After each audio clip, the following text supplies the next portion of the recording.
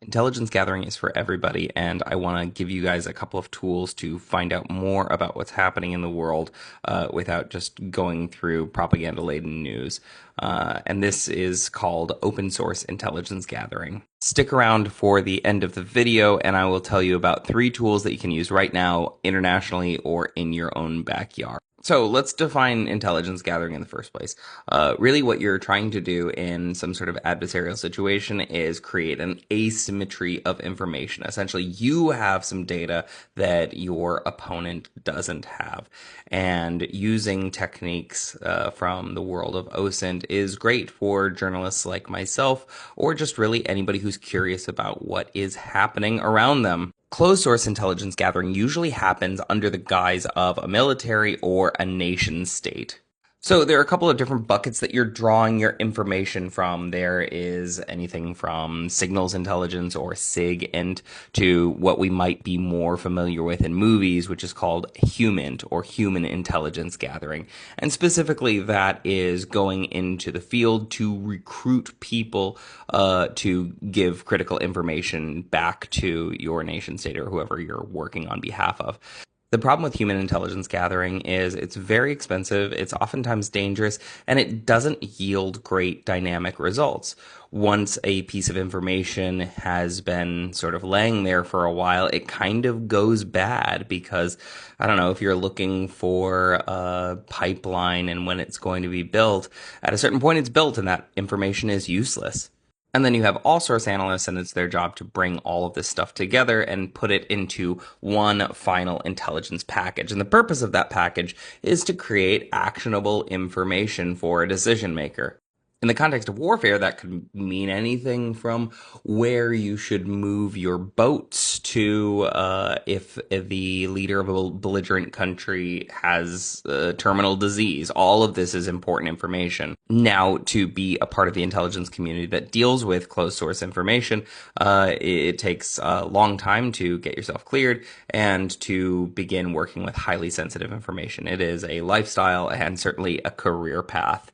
But open source intelligence gathering is available to anybody. So long as you know where to find good information and how to put it together, you can find out what is happening in the world currently and what might happen next. One of the reasons that I think it is important that people learn how to use these tools is because it is just harder to find out what the truth of a situation is nowadays.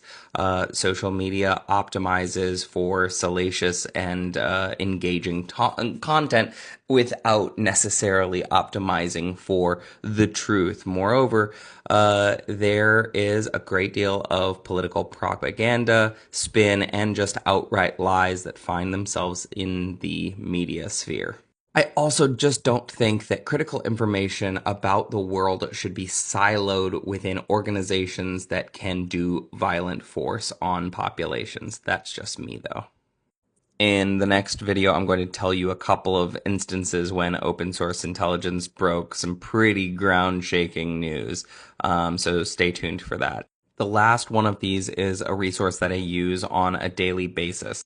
The first tool is Flight Radar 24. Now, this shows all airplanes around the world that are currently in the air and some that are even grounded. The great thing about this is you can see even private airplanes, who owns them, and where they are going. Let's say you know that there is going to be a high-level diplomatic visit, maybe someplace in Alaska. Well, you can just go and track the planes as they arrive to find out who else will be at that meeting other than high-level executives. This next one is maritimetraffic.com, and it's really the same concept, but what you can do is you can track if there are more boats going through a particular area. You can find out what tonnage is being shipped and where the boats are coming from. So this was pretty critical in looking at how traffic has changed through the Red Sea during the attacks by Houthi rebels. The great part about these tools is there is no message here. There's no spin here. It just is raw data, and you can interpret it the way that you feel is most accurate with reality. Anyway, let's look at the last tool. So this is Live UA Map, or the Universal Awareness Map, and you can just Google Live UA Map.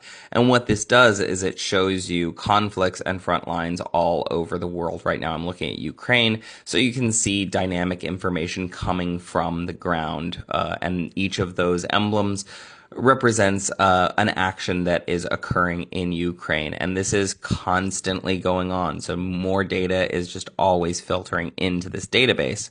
It can also include video, audio, and draws sort of de facto front lines of any conflict. The other cool thing is you can dial back in the time to find out how a conflict has changed over the course of a day, a week, or even a year. So I would recommend you just play around with these open source tools, see what you can find out about the world, and make sure to share it with others, and also share this video.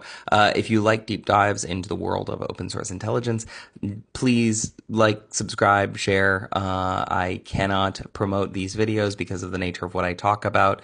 So the best way to support me is to share and also subscribe to my newsletter, link in the bio.